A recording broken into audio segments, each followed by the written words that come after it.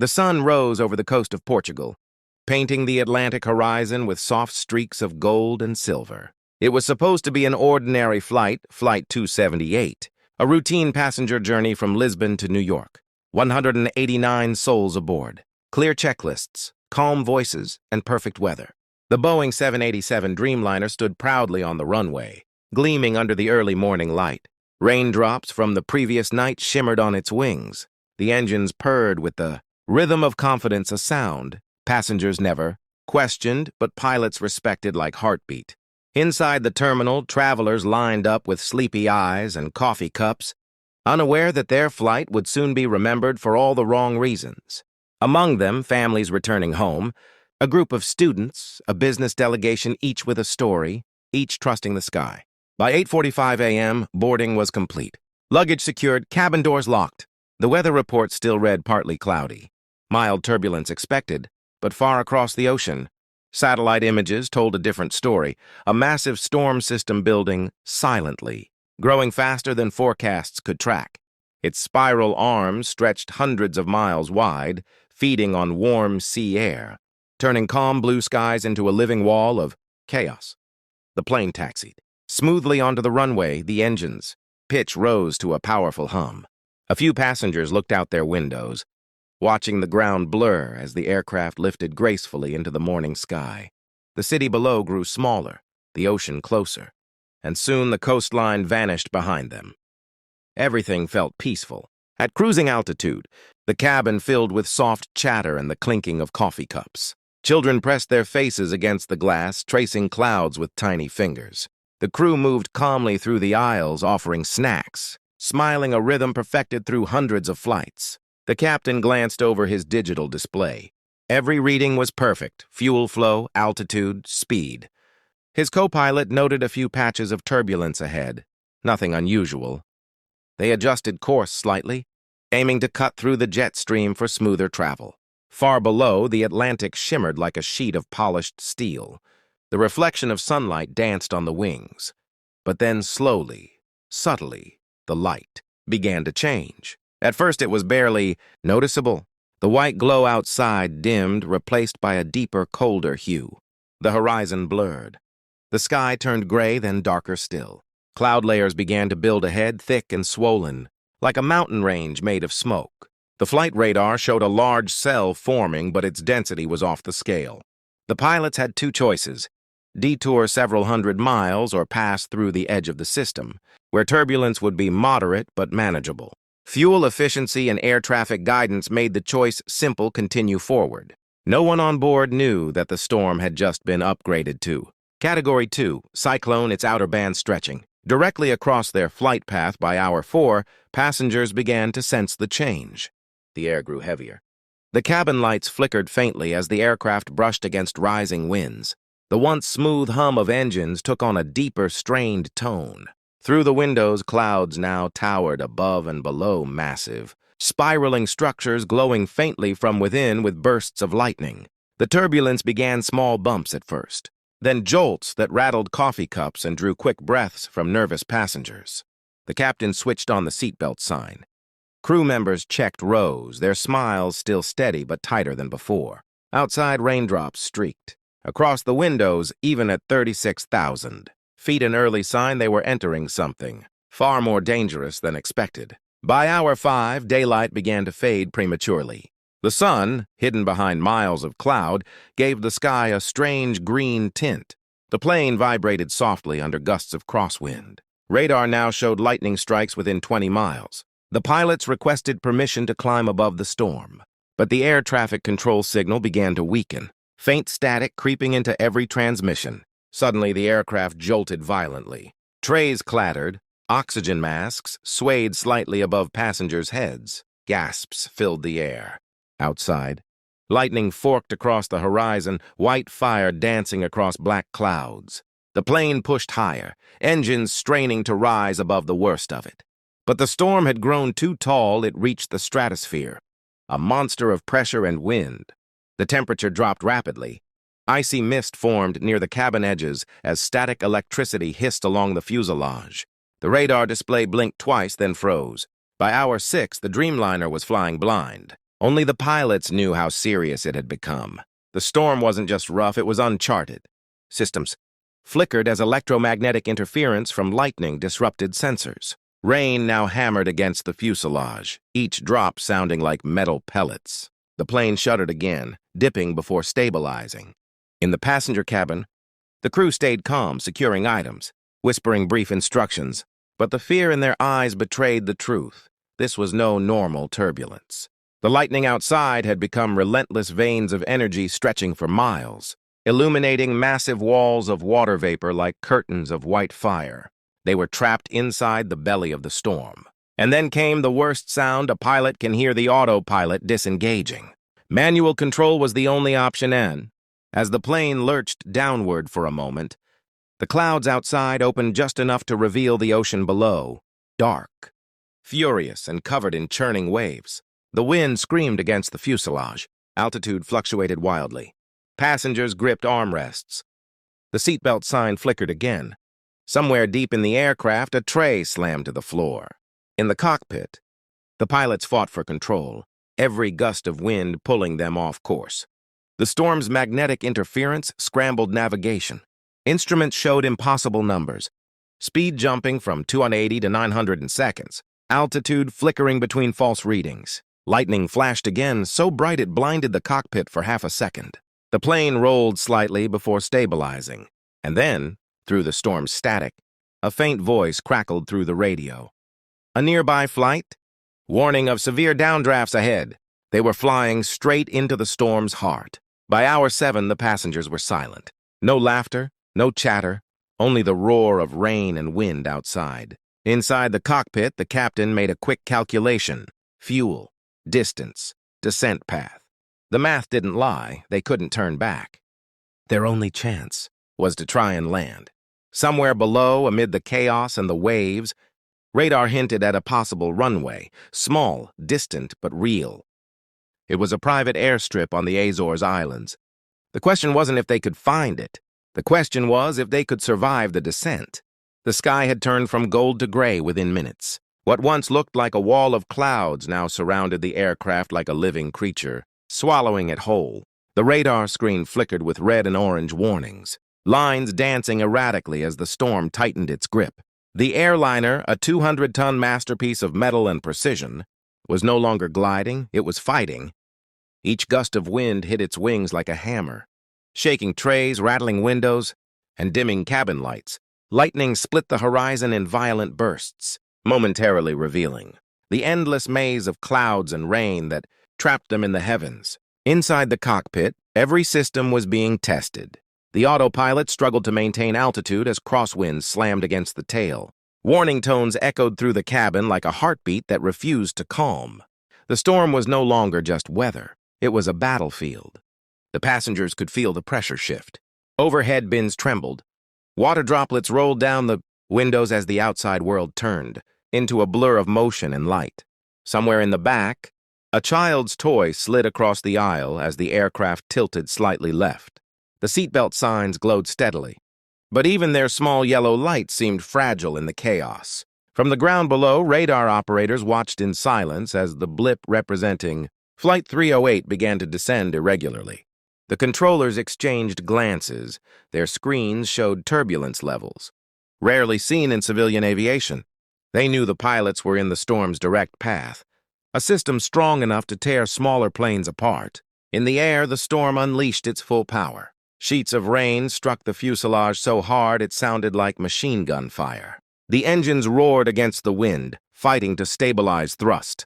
The pilots disengaged autopilot, taking manual control. The only option left when the computers failed to predict nature's next move. The aircraft dropped a few hundred feet in an instant. Loose cups flew into the air. Oxygen masks swung wildly, and for a moment, the cabin went silent.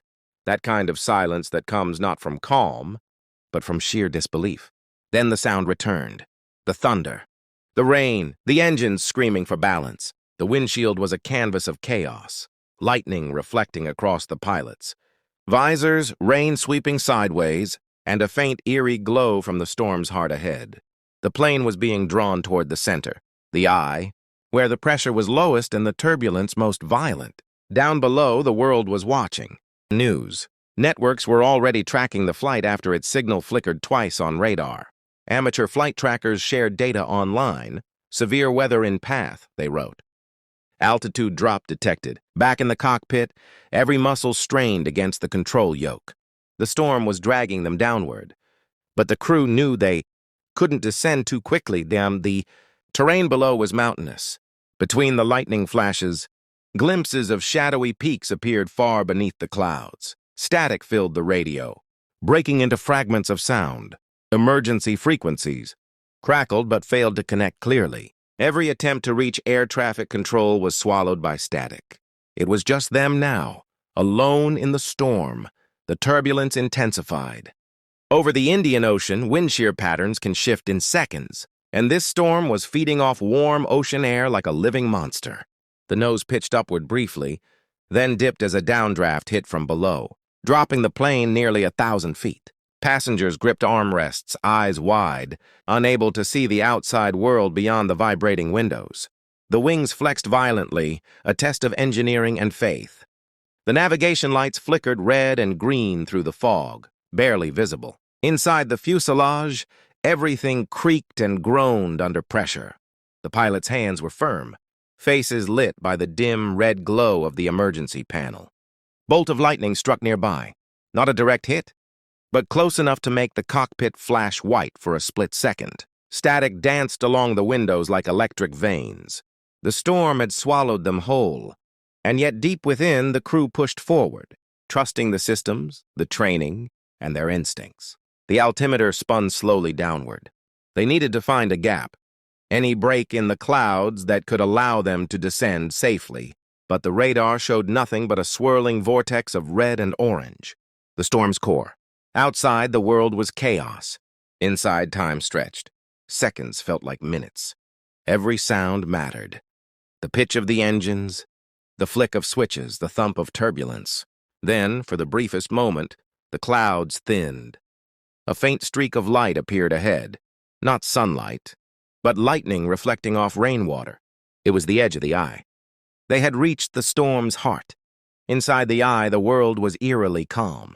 The wind quieted, the rain eased, and for a few seconds, the aircraft floated weightlessly in the hollow silence of nature's fury. Around them, walls of cloud rose like towers, spiraling into the dark heavens. But the calm was deceptive. The other side of the storm waited, stronger, faster, and more violent. The plane had survived entry, but to escape, they would have to fly straight through the wall again, and this time, there was no clear path out. The instruments flickered. The compass spun, and the artificial horizon began to tilt unnaturally. The magnetic field interference was too strong. They were flying blind. The captain glanced toward the faint glow on the radar screen, a landmass signal below. Somewhere under the storm was a small coastal airfield, barely large enough for an emergency landing. The descent had begun. The decision was made without words. They would attempt it. A descent through the storm, through the eye, into the unknown, a gamble between survival and disaster. As the engines howled and the aircraft began its slow, controlled dive, lightning illuminated the storm's edge once more, a sight so powerful it looked almost unreal. The world outside was chaos, but inside, every second mattered. And somewhere far below, on a rain-soaked runway lit by flickering lights, a small crew prepared for the impossible, a passenger jet, attempting to land in a storm that shouldn't have been survivable. The storm still howled outside, but inside the aircraft, there was silence. Not the kind that comes from peace, but from disbelief. Flight 308 had stopped moving. Its wheels rested deep in puddles of water at the far end of the runway, engines hissing as they cooled. The red and green navigation lights reflected across the drenched tarmac, flickering like heartbeat pulses under the rain. For a long moment, no one moved. The passengers sat frozen, breathing heavy, eyes wide, hearts pounding. Every sound, the tap of rain, the whine of the engines, the crackle of thunder, felt sharper now, realer. They had landed. Against every law of probability, they had made it. Outside, emergency crews rushed through the downpour. Floodlights cut through sheets of rain as trucks surrounded the aircraft. Yellow vests shimmered under lightning flashes. They could barely see each other through the storm. But they knew what they were looking at, a miracle. The plane had touched down at an angle, its tires slicing across a waterlogged surface that should have sent it skidding. Instead, somehow it held. Every foot of runway had been used. The wheels had stopped just 20 meters before the end. Any farther, and the aircraft would have gone over the edge, into the marsh below. The cockpit lights glowed faintly as the crew powered down the systems. Rain dripped from the overhead panels, and smoke from overheated brakes curled along the floor. They had flown through hell and won. From the control tower, the runway looked like a battlefield. A glowing shape of steel surrounded by rain and flashing lights. The radio crackled as the tower confirmed what few believed possible. Flight 308 has landed. Repeat, Flight 308 is on the ground. Around the world, radar feeds lit up. Aviation trackers updated in real time. The altitude line had hit 0. Social media erupted. Amateur flight followers, who had watched the jet vanish from radar 20 minutes earlier, were now flooding the internet with disbelief. News anchors interrupted broadcasts. Breaking news, they said. A commercial jet has reportedly made an emergency landing during one of the worst storms of the decade. But what no one knew yet was that every second of it had been recorded. A passenger seated near the wing had been filming the storm through their phone, capturing the lightning strikes, the wing flexing, the moment the aircraft broke through the clouds, and finally, the impossible landing. The footage would later become one of the most watched aviation clips in history. On screen, viewers could see the rain blurring everything outside, the flash of runway lights appearing through the haze, the violent jolt of the touchdown, and the ocean of water exploding beneath the wheels. The camera shook wildly, then steadied, and finally captured the moment the aircraft came to rest. Then came the sound, a single voice whispering, shaky but alive, "We're on the ground." The world called it a miracle. Aviation experts called it skill beyond measure. Meteorologists called it luck. But to those who had lived it was something else entirely. As the passengers stepped off the plane one by one, they were greeted by cold rain and flashing lights.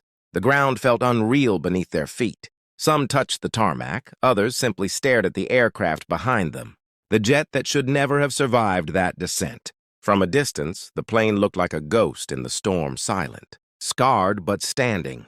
Water streamed down its fuselage like tears, its landing lights glowing softly against the dark. Hours later, when the storm finally began to fade, the dawn broke through the clouds. The first rays of light touched the aircraft, painting it gold. The world below was calm again. In that fragile morning light, the true magnitude of what had happened began to sink in. A routine flight, trapped in a storm that destroyed smaller aircraft nearby, had landed safely, not because of technology or luck alone, but because of sheer human will. Days later, investigators examined the flight data. They found readings that defied belief: wind speeds over 120 knots, pressure drops severe enough to disorient even the best-trained pilots, and turbulence powerful enough to damage the structure. Yet the aircraft remained intact. The official report concluded with one simple statement: Flight 308 successfully landed under conditions no aircraft of its kind was designed to endure. And somewhere in that single line lay the truth that sometimes survival isn't about control. It's about courage, instinct, and the will to fight the sky itself. The footage of the landing went viral across the globe. Millions watched. Millions wondered. But for those who were inside that plane, it wasn't just a story to tell. It was the moment life divided before and after the storm. Flight 308 would forever be remembered not for its departure, but for its landing, a moment frozen in history, a miracle caught on camera. The moment the plane pierced the edge of the storm's eye, everything changed. The brief calm vanished, replaced by an explosion of chaos. Wind slammed against the fuselage like a fist, forcing the jet into a steep roll. Alarms echoed through the cockpit, red lights blinking across the instrument panel as altitude warnings flashed. The once stable airliner was now being tossed like a toy in the hands of a giant. The storm's second wall, the exit barrier, was stronger, colder, and far more violent than before. It was as if the sky itself refused to let the plane go. Rain hit with brutal force, sounding like hail against the windows. The engines roared under strain, blades cutting through torrents of air and water. Static electricity danced across the wingtips, creating faint ghostly blue arcs known as St. Elmo's fire. A rare phenomenon seen only by those who fly through the heart of storms. Every second, the pilots fought the controls, trying to stabilize the descent. They were now committed to the emergency plan: drop below the storm layer and attempt a landing at the small coastal runway their instruments had briefly detected. But the descent was a battle. At 18,000 feet, a violent updraft struck the jet from below, lifting it hundreds of feet in seconds. The engines strained, systems flickered, and the altimeter spun erratically. The nose pitched forward, then down. The plane began to fall. The clouds outside were pure darkness now. Lightning flashes revealed their shape for milliseconds at a time. Massive. Boiling towers of vapor and water, twisting around the aircraft like waves in a black ocean. Inside the cabin, oxygen masks swung violently, dangling in front of pale faces. The cabin lights flickered, reflecting off eyes filled with silent fear. Some passengers clasped hands. Others simply stared ahead, waiting, hoping, bracing. Down in the cargo hold, luggage slid violently from side to side. The turbulence was so severe that the metal structure groaned, rivets straining under pressure. At 12,000 feet, the radar picked up the coastline. The pilots knew they were close, too close. They needed to break through the clouds before they could visually identify the runway. But visibility was near zero. Lightning cracked again, revealing glimpses of the world below. A faint, glowing grid of lights along the shore. Civilization, safety. But between them and the ground, the storm's fury still reigned. The rain thickened into near-solid sheets. The windshield wipers struggled to keep up, screeching across the glass. Thunder rolled so close it shook the cockpit itself. The airspeed indicators jumped wildly, distorted by wind shear. They began to lose lateral control, gusts of wind pushing the plane sideways, forcing constant correction. Each adjustment required precision. Too much, and the aircraft would bank. Too little, and they'd drift off course. At 9,000 feet, the first lightning strike hit the aircraft directly. For an instant, the world went pure white. A blinding flash engulfed everything, followed by a shock wave that vibrated through every panel. The electronics flickered, and then, just as suddenly, came back to life. The protective systems had worked, but the lightning had done something else. It had temporarily blinded the pilots. Their vision, filled with static and afterimages. The instruments glowed dimly, data scrambling before resetting. By the time visibility cleared, they were in a steep descent. Too steep. Altitude dropping fast. 8,000, 7,500, 7,000 feet. The rain began to thin. For the first time in what felt like eternity, they saw hints of the world below, city lights shimmering through the haze. It was a fragile, distant hope. Wind speeds were still deadly, and the aircraft was being pushed off course toward a rocky coastline. The runway they'd locked onto was positioned just inland, a narrow strip between hills and the sea. At 6,000 feet, the airspeed warning blared again. They had to slow down. The flaps deployed halfway, groaning under resistance. The entire fuselage shuddered. But it worked. The descent stabilized. Inside, silence mixed with chaos. The sound of rain, thunder, and engine thrust filled every second. The passengers could feel the descent, the subtle drop in gravity, the shifting pressure in their ears. At 4,000 feet, lightning illuminated the ocean below. Waves crashed violently, spray reaching high into the air. The plane flew just above them, low enough that mist hit the undercarriage. The coastal airstrip was close. They just couldn't see it yet. The storm's intensity began to fade, but only slightly. Now came the final challenge. Threading through a storm break narrow, enough to allow a visual landing. At 3,000 feet, they broke through the clouds. The world returned in color and chaos.